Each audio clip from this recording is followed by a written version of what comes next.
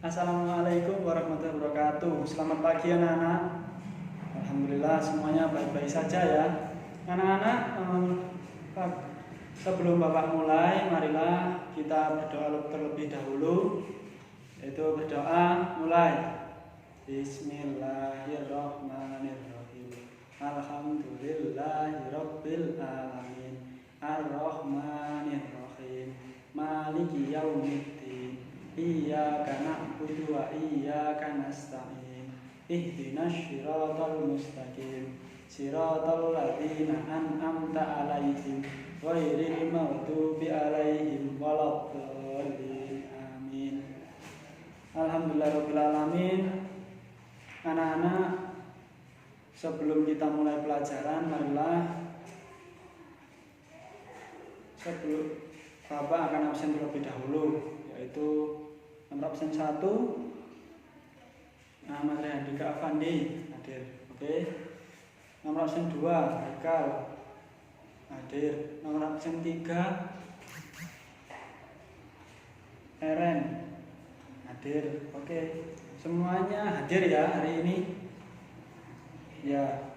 Anak-anak, apa kabar? Hari ini semuanya sehat ya? Semangat ya untuk mengikuti pelajaran? Alhamdulillah. Sebelum belajar, Bapak ingin semuanya tepuk dulu.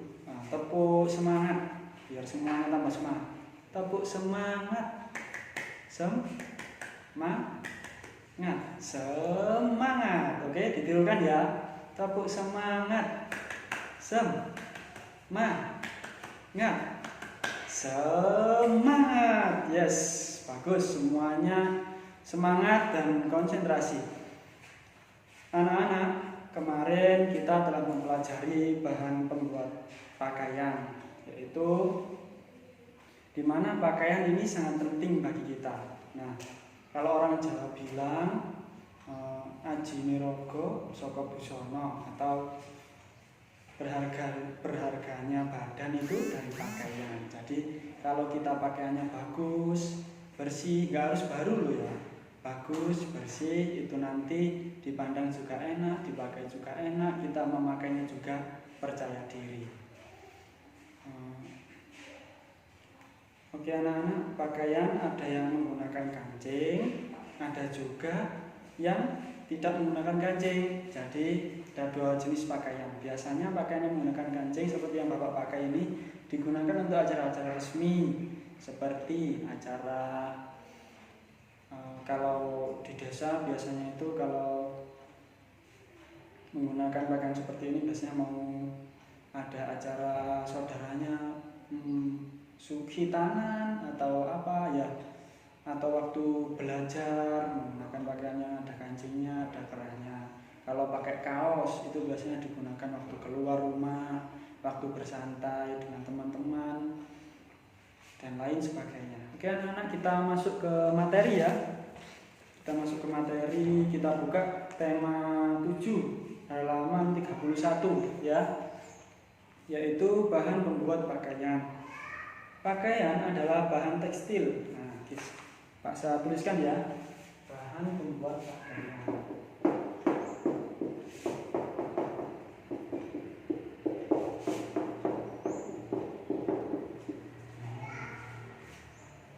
Pakaian adalah bahan tekstil dan serat yang digunakan sebagai penutup tubuh.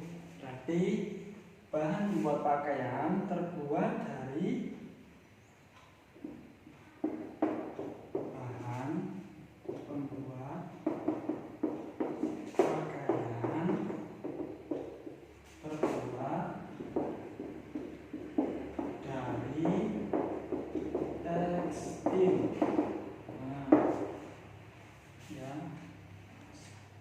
sebagai penutup tubuh ya.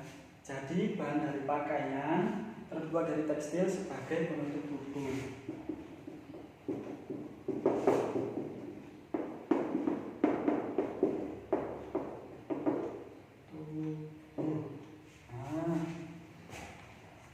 Pakaian adalah kebutuhan pokok manusia selain makanan dan tempat tinggal atau rumah.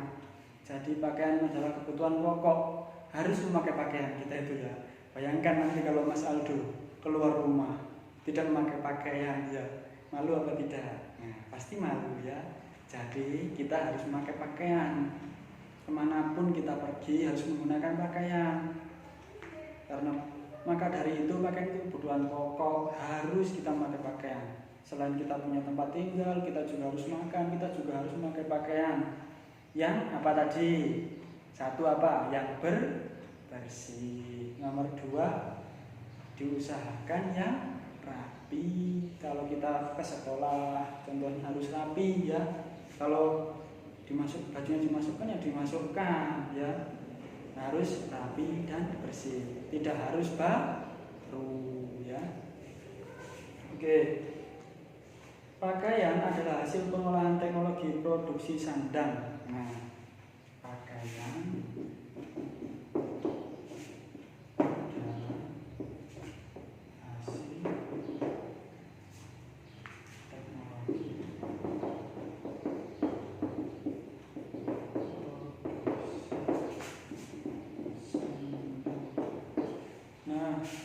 pakaian adalah hasil pengolahan teknologi produksi sandang. Sandang itu maksudnya apa? Ya pakaian ini ya.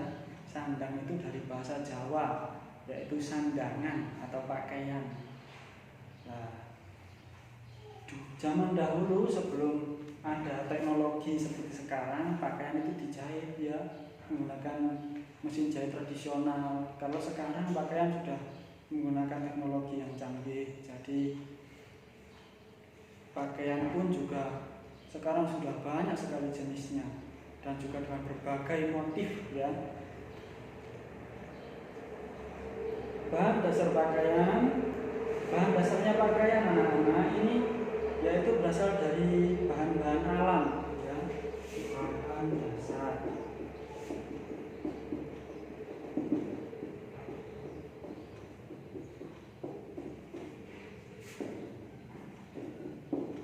bahan alam seperti pepohonan dan kulit hewan. Pepohonan, kulit hewan. Zaman dahulu anak-anak kalau kedinginan itu ya, orang dulu itu mungkin kita pernah lihat di film-film itu ada yang menggunakan kulitnya macan. Ada yang menggunakan apa? Mungkin kulitnya hewan-hewan berbulu seperti domba dan lain sebagainya untuk supaya tidak kedinginan. Kalau zaman sekarang kita sudah di era modern ini kita sudah menggunakan jaket ya, tidak menggunakan hewan-hewan ya. Nah, kemudian setelah eranya lebih modern kita memanfaatkan benang yang dipintal dari kapas ya. Jadi pertama itu dari kapas terus ke benang, dari kapas terus dipintal, diolah terus menjadi benang ya. Jadi benang kecil-kecil itu yang biasanya buat jahit ya. Terus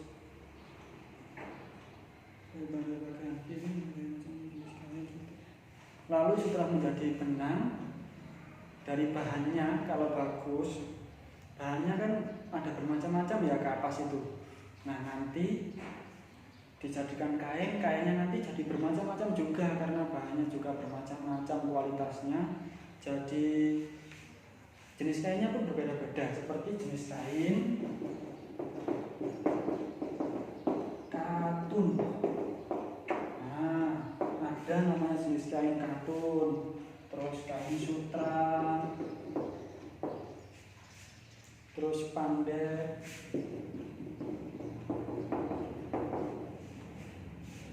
wol, nilon, polister,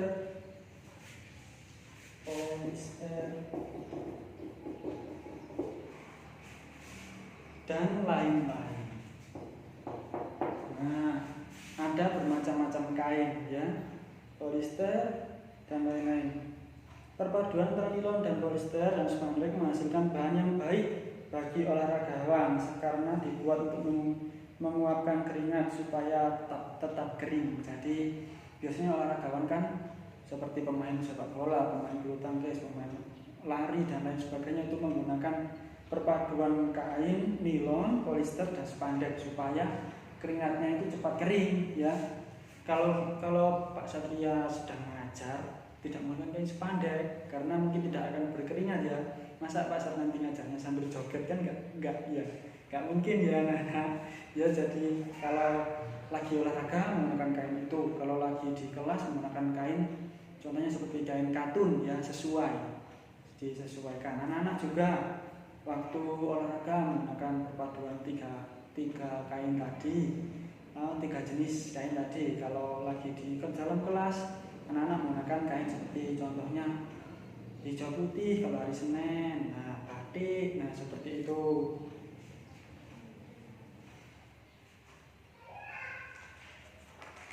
Berikutnya yaitu perkembangan pembuatan pakaian. Para ilmuwan memperkirakan bahwa zaman purba menggunakan kulit binatang dan kulit pepohonan. Tujuannya untuk menutupi tubuh dari suhu udara panas dan dingin ya.